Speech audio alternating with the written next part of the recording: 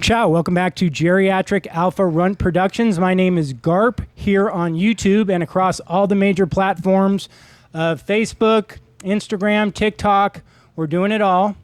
And I really would like you guys to please help me out and like, comment, subscribe, even share the stuff that you're hearing today if you're enjoying it, because that's what's going to help the station to continue to grow. As I mentioned, this is just kind of a fun hobby. Don't really know where it's going, but by your support, we're going to make it into something. So please don't be afraid to smash the like button. Today I got a special guest, Alex Hugo. How are you, Alex? I'm good. How are you? Great, great. And we're going to talk about a few different subjects today. As always, we're going to split this up into 2 or 3 parts. And I always like to start with the genesis of how I met the person that's on interview today. And usually it is jiu-jitsu. But again, we have another jiu-jitsu person. And some of you may recognize the last name, but certainly Alex is a jiu-jitsu practitioner herself. So please tell us about your jiu-jitsu journey, won't you? Yeah. Victor, I was dating Victor for 2.5 years, and I had never done jiu-jitsu before. And then my friend encouraged me to go to a class, and I went to one, and I did not like it. In the beginning, my very first class, it was knee on belly. I hated it. I didn't like touching people. I don't like being in their space. But then after that, it was about a year later, I was having a really bad week at work. And Victor was like, you just need to go to jiu-jitsu and see how you feel. And then I went and I really liked it. And then I've been training now for like 3.5 years. And I, of course, realized that you are a purple belt or a blue belt? Blue belt, Okay, yes. so you're still a blue belt. I think of you as a purple belt because I just got purple belted and we were getting promoted together, so you probably do, I'm sure.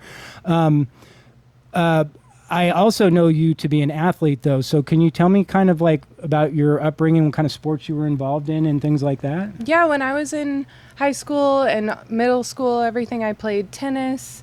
I still love playing tennis. It's just a very expensive sport, and it's hard because you have to have someone to play with. Sure. And it's so hard to find people to play tennis with. But I like to go do tennis lessons sometimes. I've always worked out. I love working out.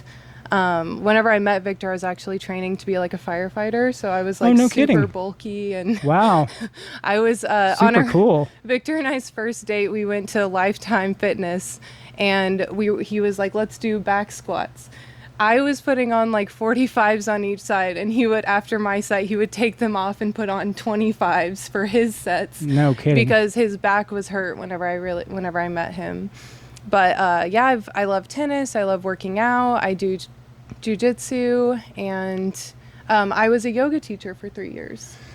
Yoga, so we do a lot of like yoga type stretches and poses and that. Has that been something that you kind of saw some crossover in your strength and ability to hold yourself up? I would say in jiu-jitsu, it's so nice being a yoga teacher, having that background because of the body awareness. I feel like a lot of people, when they start jiu-jitsu, it's really hard for them to understand, like, you know, turn your hips. It's easier said than done. For sure. So I would say my body awareness was really good. But it's so weird because I don't even identify as a yoga teacher anymore. Like, I was a yoga teacher.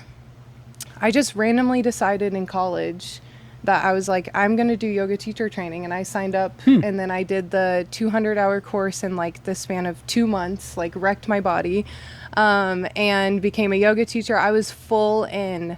I was teaching like 10 classes a week and I loved it. But then Victor told me he was moving to Austin. We had only dated for 6 months, and I said, well, can I move with you? And he was like, sure. So my mom and I came down, we found an apartment. Victor and I moved down together after only dating for a little time. Wow. And once I moved here, I tried finding yoga studios, but it was just, the community here is different. I'm from Oklahoma, and I loved my Oklahoma yoga studios. So moving here, it was really tough to find that community. And I got other jobs, and I kind of just stopped teaching. And now it's so weird to think yoga used to be my life, and now I don't identify with it. It's so weird how life can How does yoga keep people coming back? Like in jiu-jitsu, I think the belt system and helps us to want to come back. We've got goals to be working towards. Is there anything like that in like the yoga stuff? Yeah, like how do they keep you interested? That's a really good question. Like, I would say the studio that I came from, and I just randomly picked the studio. I was like, oh, they're doing a yoga teacher training. I'm going to sign up. And immediately I loved it. And I was a teacher there for 3 years. And I noticed that most people, once they train there for like a year, they took classes for a year, they would become teachers too. It's kind of like that was their progression. Okay, it was like, interesting. Oh, I've been practicing for 2 years, so now I'm going to do teacher training and become a teacher. I feel like it's a lot of people look at it as a passive, like another income.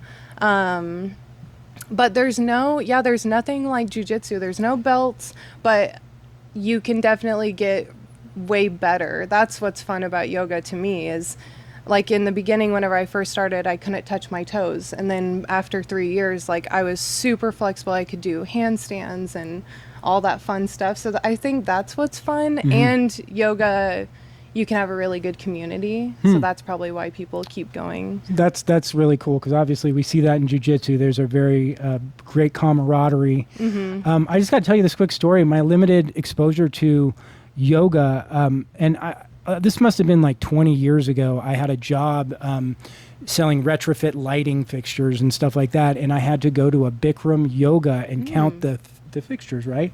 So I went in there, and they had one of their heated yoga classes going on, and so I forget if they just finished, and I had to go in and count the lights. And coming from a jiu-jitsu guy now who's had like giant men drip sweat into my mouth. Yeah. Literally. Well, my mouth is open. So gross is something that I know well now.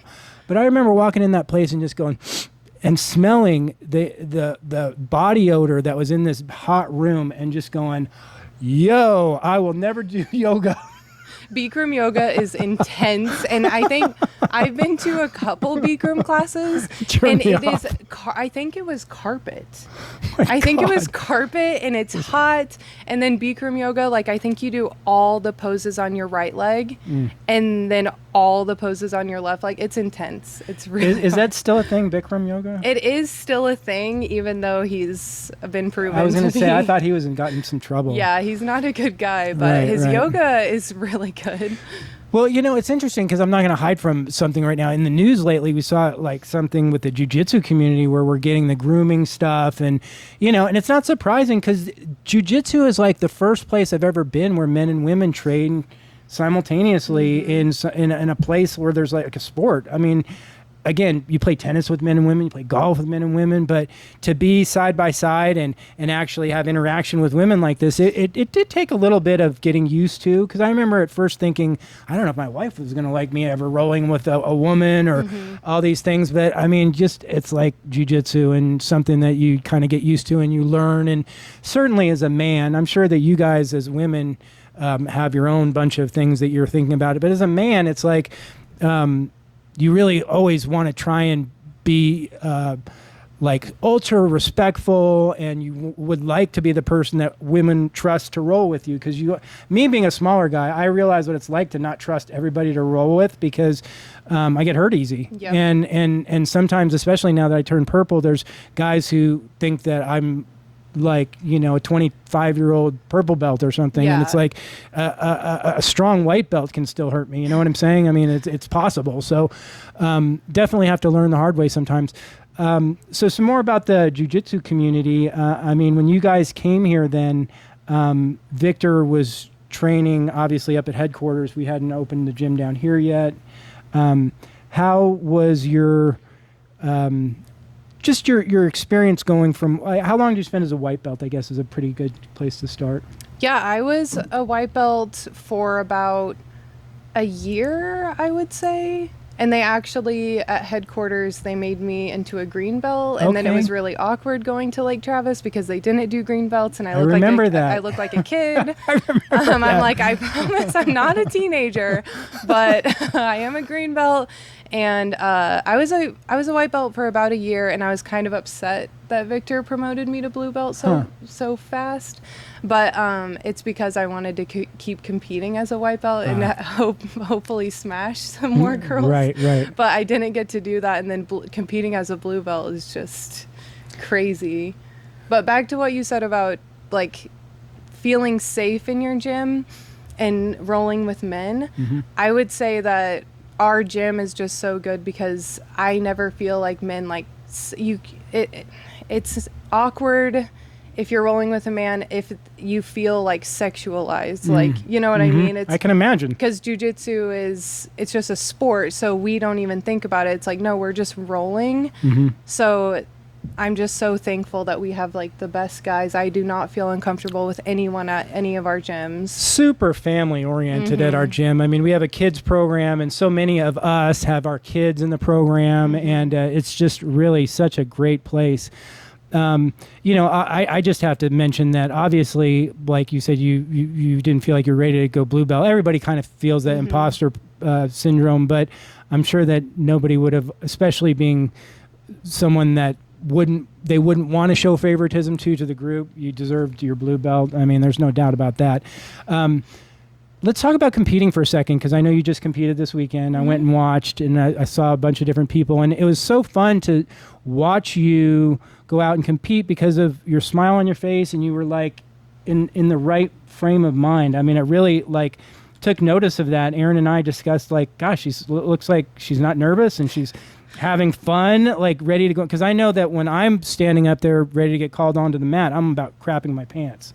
I'm scared to death. Yeah. I was really nervous, and competing for me, I've kind of let winning and losing go. I'm like, I don't care if I win or lose. For me, it's more of a test. Like, I lost in the last minute. I was winning. Right. I lost in the last minute, and it's because I was so focused on holding her in 3/4 mount. She just swept me. I was so tired. So now I know what I need to work on. I need to work on 3/4 mount. And of course, Shanji was like, we just learned about this. You should have been there. And then one other funny thing I'll say about competing is people haven't said it anymore, but one of my first competitions I lost, and everyone in the crowd is like, oh, Victor, oh, she just beat Victor Hugo's girlfriend. And I was like, that doesn't mean anything. Like, Victor's jiu-jitsu doesn't just... I guess you're a world champion then. Yeah. I'm like, no, I started just like everyone else. Champion. I'm just a normal white belt. Like, well, you know, it's kind of interesting because one of the things I like to do on here, because it seems like it's just us, and we forget that there's going to be 10,000 people who are going to watch us. And I realize that's not a lot, but that's still like a lot of people that are going to like watch our conversation.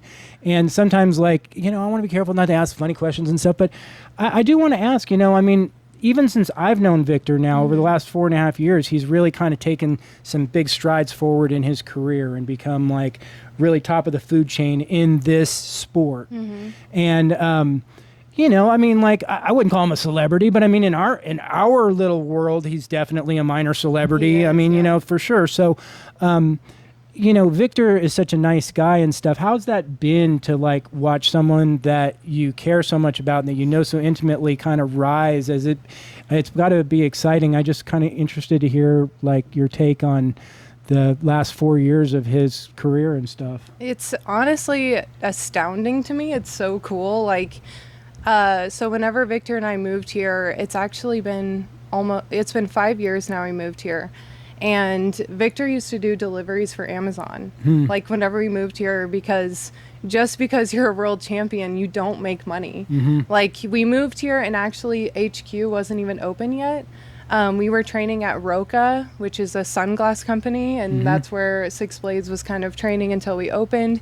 And so Victor was doing deliveries, but now it's so cool that he knows Steve for a while now, but him and Steve were like, dude, we have to have our own gym, and now they're building this amazing business. And then like Victor winning CJI the second time was really cool, because the first one, I think him losing like really helped the fire in him. Like, I have to do this now. I really want to be better and, you know, heal his back. That's the problem. And CJI won, like, his back was really hurt before, and so that's why he lost. I'm making an excuse, but yeah, it's really cool. Like, I forget that Victor is a celebrity. Yeah, right. And we were even walking in Milan on our honeymoon, and like a guy stopped, like, "Are you Victor Hugo?" And Wow. I'm just like, this is crazy. Like,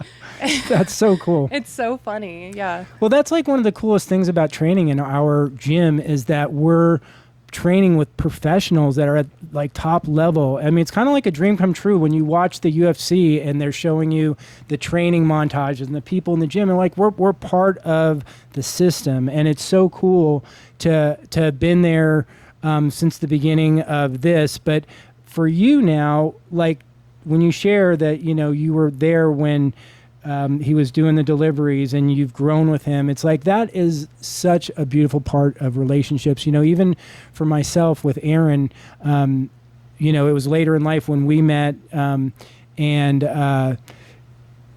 Still, though, it was like I had just more or less started my business when we met. And I mean, now I'm 56 years old. So it's like, trust me, there's tons of years in this lifetime of mine. But even when we met, it's like my business had just started and we got to like grow together when we didn't really have much. And now we have this, wow, what a cardinal sin to get a phone call. The host gets a phone call. But, you know, when two people like find love and then they get to grow together, not only in their love, but in their careers and in their relationships with people, it just makes life so much better. And you guys just got married, so congratulations, by the way. What an exciting thing. I'm sure that children are something on the horizon someday, right? Mm-hmm. We're going to be talking about Alex's career in the next section, so I don't want to transition into that quite yet, but you're definitely a nurturer. You've been part of the Six Blades Kids program, being a school teacher now and stuff too. So, I mean, I can only imagine that between you and Victor, you're going to put out quite a jiu-jitsu practitioner or two.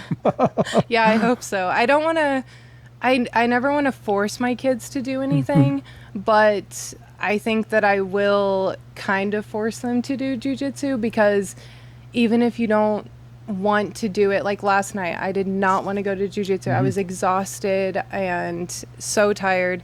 And my friend Leonardo, you just had him on, he said, "Alex, the best trainings are when you really don't want to go." And I went and I felt amazing. So I feel like kids going to jiu-jitsu is good because it teaches them resilience. It's going to teach them self-defense.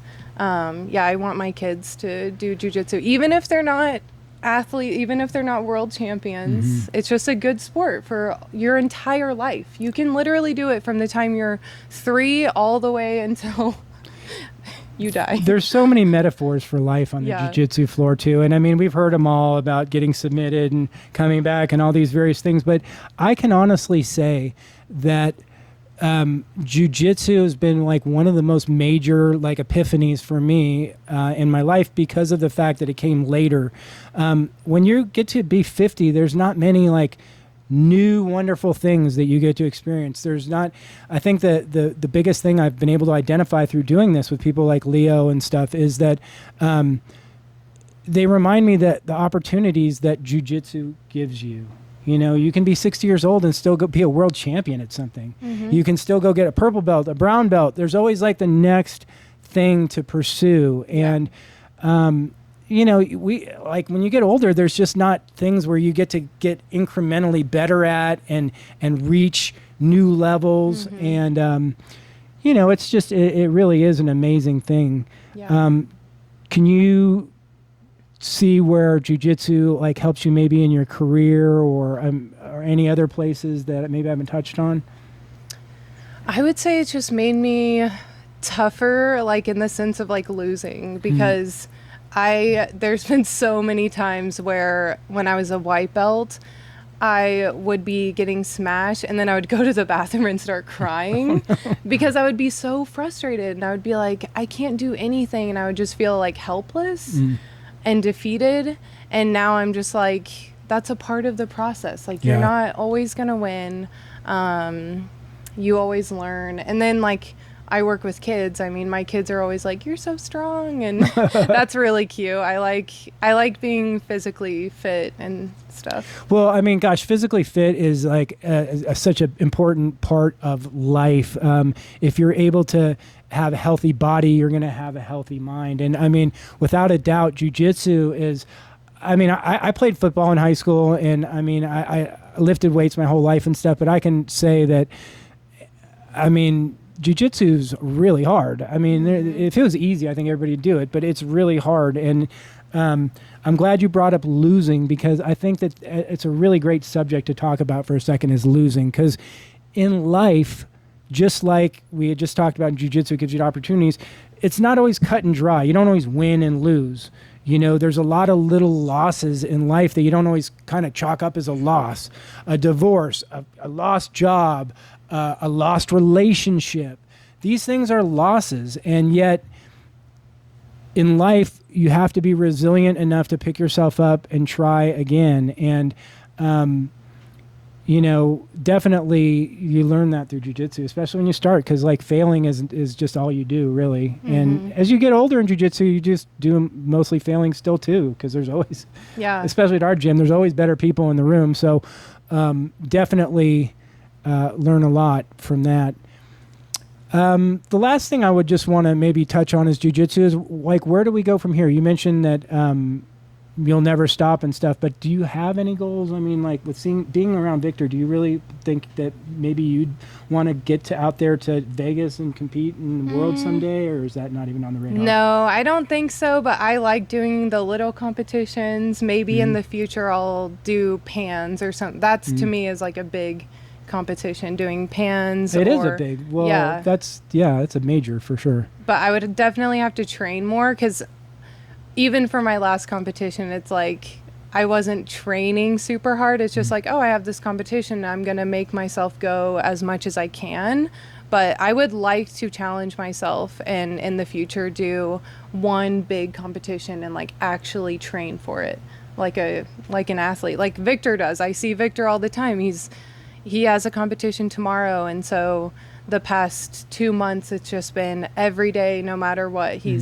He's training, or he's doing his cardio, or you know, and then he's eating right. Right, for sure. So, and probably not drinking. You guys probably aren't big drinkers and stuff anyway, though. No, not really. Like I do everything more than Victor. Like Victor doesn't really drink. I like to drink, but not that much. I don't. That's good to hear. Yeah, I like to just, if I'm like hanging out with people, or I like to have like a margarita because I like the taste at a, you know, Mexican restaurant.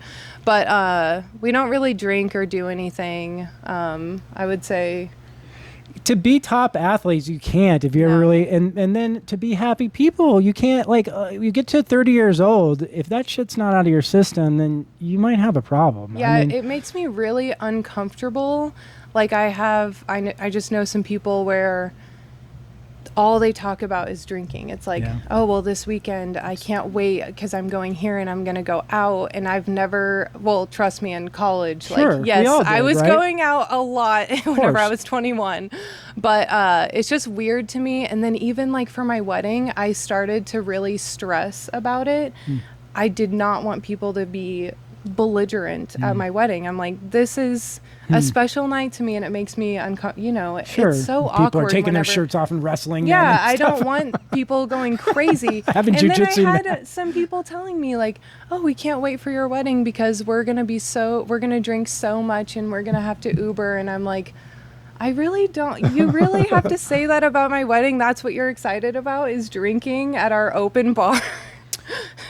Yeah, it's cost so many people problems in their lives that I always like to just kind of talk about it briefly and remind people that I'm sober, because it helps people to hear that. I mean, I spent a lot of years doing cocaine and drinking alcohol, and it really brought me to my knees. And when I was 31, I got sober. So I'm 56 now. Congrats. If you do the math, it's almost been 25 years. Yeah. But I mean, I say this without question. That's the only reason I'm successful. It's the reason I have this wonderful life that I live, is because I made the choice 25 years ago to drop that rock and start swimming. And it was the most important thing in the world. Enough about me. Victor's got his big match tomorrow night. The Absolute. It's going to be on Flow Grappling.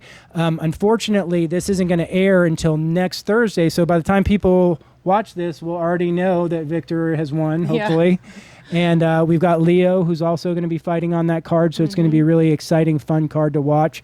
What is your plan for that? Are you going to be any place in particular to watch it? Or are you going out there? Or? I'm going over to, Marty. Okay, I'm going great. over to Allie and Marty's. And I was going to say, hopefully you're not going to be at home watching by yourself. I know. with I the try cats. to go. So I remember, I think it was ADCC in like 2022 or something. I didn't go. And I'm just sitting at home watching. And I was like, I'm never going to do this again. Like, I have to go. So now, even before I got hired at my last job, I'm like, just letting you know, I like to go to all of my husband's competitions. They're super flexible with me. But this one I didn't go, just logistics didn't go. But I texted Allie. I'm like, can I come over? And also, can I sleep at your house? Because I'm like home alone for like 6 days. I'm like, can I sleep over? Right. So we're going to go watch it. I like watching it with people. Well, yeah, because that's the excitement is when you've got like a few people that are all rooting and you're all invested in it. So that's really exciting stuff. I can't wait to watch. Definitely think Victor's the favorite in this one. Yeah, I think everyone, I read the comments, and I know you do too, on Facebook. It's always me and Anthony on Facebook, because I try not to comment anymore. My mom, know you. Yeah, and my mom was like, Alex, stop, that's bad for Victor, like stop commenting. So I don't comment anymore. I try not to. If someone says something really crazy, I will comment. But I've noticed that people keep saying Pixley. They think it's going to be Pixley versus Victor, and they say, Likely. well, I think Pixley's going to win. And I'm just like, we'll see about that. Yeah. Well, that would be a good match to watch. Hopefully it will go that way. It's kind of an odd setup. I mean, we appreciate the absolute, meaning that all weight classes, but like if this guy Pato, who's like 130 pounds, and it's not to take anything away from his jiu-jitsu. It's just like anybody who knows Victor, though, this is a giant individual. There's no way this guy can like stay with him. So, it'll be interesting to watch. Well, listen, I've really enjoyed this first section. Please come back and watch us. We're going to talk about Alex's career as a teacher and her bread business next. So again, as I always say, like, subscribe, share, and comment. Thanks for watching.